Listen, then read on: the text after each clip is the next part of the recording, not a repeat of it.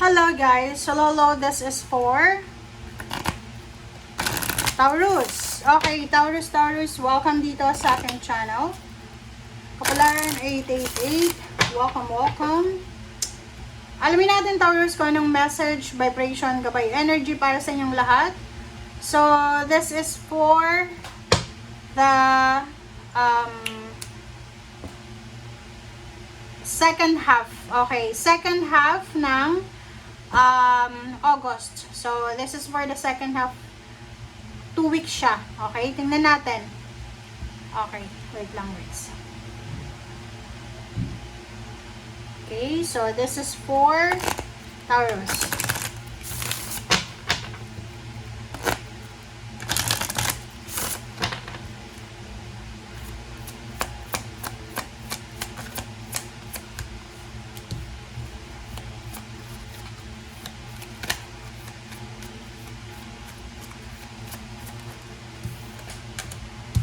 Okay, Taurus.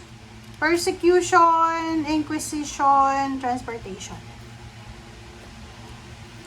Taurus, sa linggong ito, sinasabi ng bara sa'yo na mag-iingat ka sa pagta-travel mo.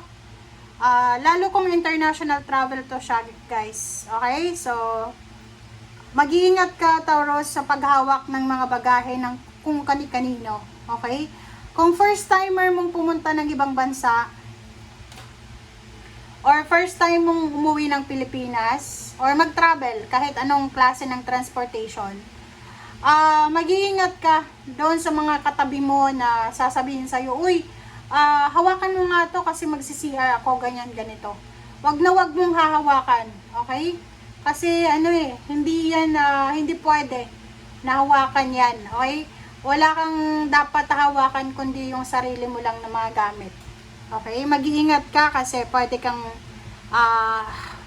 yun, kung nakikita mo yung mga balita regarding sa airport, sa transportation, sa kung ano pa man. So, mag-iingat ka.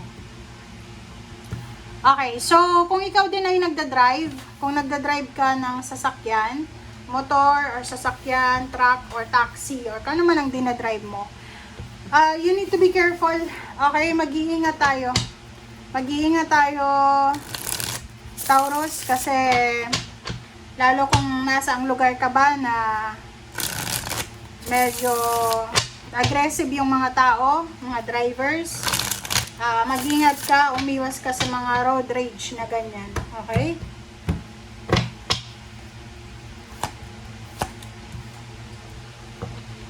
Okay, so 5 of Cups and the Judgment. So, sa nakikita natin dito yon. Mag-iingat tayo sa mga decision making natin sa 2 linggong ito para hindi ka magsisi sa bandang huli. So, maging matalino tayo. Isipin natin ng mabuti, ng maayos yung mga actions natin. Delays. So, posibleng makatanggap ka ng message, ng balita sa 2 linggong ito ng delays. So, kung may hinihintay kang kontrata, trabaho, pera, relationship, travel, relocation, or kano pa man, ang balitang darating sa'yo ay posibleng magbibigay sa'yo ng lungkot kasi hindi matutuloy.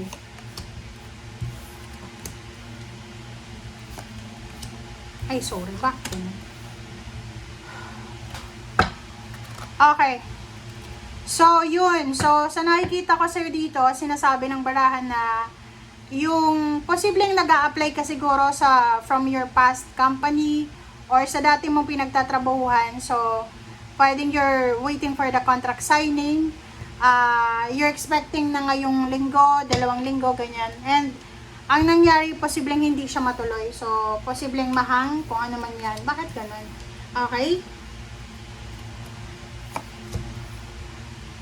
Okay, so dito sa 2 barahang yan, sinasabi ng barahan na kung may mga delays, kung may mga, lalo sa trabaho or sa source of income, kung ano man ang delays na meron ka, na delays or kung ano pa man, ang sabi dyan ng baraha sa'yo, okay lang yan.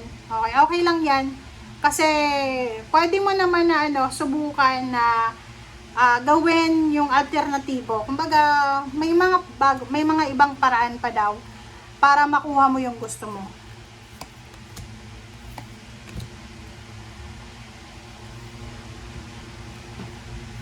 So, yun. This is a confirmation. Confirmation siya, guys. Itong dalawang ito. It's a confirmation na yung hinihintay mo ay posibleng hindi matuloy.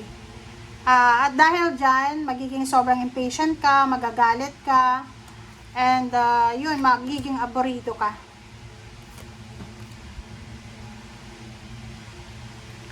Ang pinakamalala pa dito, guys,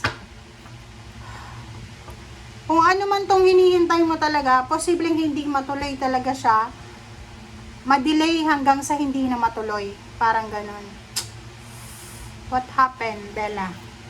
Okay, 4 of Cups. Diba? So, nakikita ko you're disappointed. Sa 2 linggong ito, Taurus, you're disappointed. Pwedeng, yun, etong ginagawa mo. Yung iba sa inyo dito, yun, namumroblema, galit. Diba? Parang iniisip mo, wala kang mahinga ng tulong, walang gustong dumamay sa'yo, or wala kang mapagsabihan ng mga problema mo, ganyan, ganito.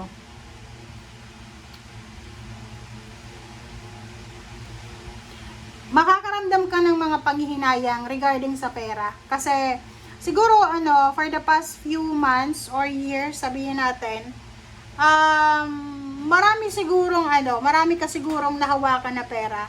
Or sabihin na natin na marami kang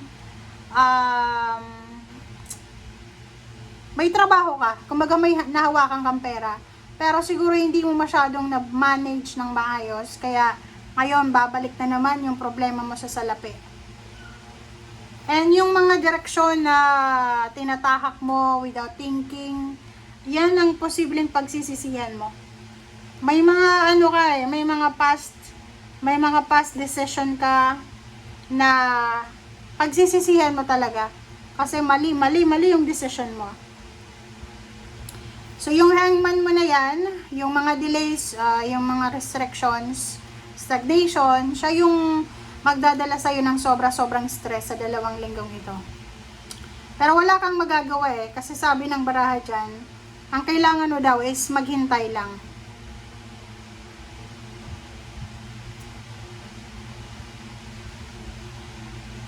Gusto mong bumalik sa dati? Ang gulo na ito, kasi gusto mong bumalik sa dati, or gusto mong pumunta sa lugar na hindi ka kilala. Ang gulo. Kontrata. If you are having a relationship with, if you are with Libra, okay, sabihin natin, kung may relasyon ka sa Libra, sinasabi ng baraha sa'yo dito na posibleng may breakup na mangyayari, or matapos na to na mga issues nyo together. Ang hirap ng baraha mo, hindi ko maintindihan. Kasi pero yung pinaka-major na message sa'yo, may hinihintay ka na hindi darating. May pinaplano ka na hindi matutuloy, na yun yung rason ng pagiging aborido mo. Okay? So, yun guys ang nakikita natin. Thank you guys for watching. Bye!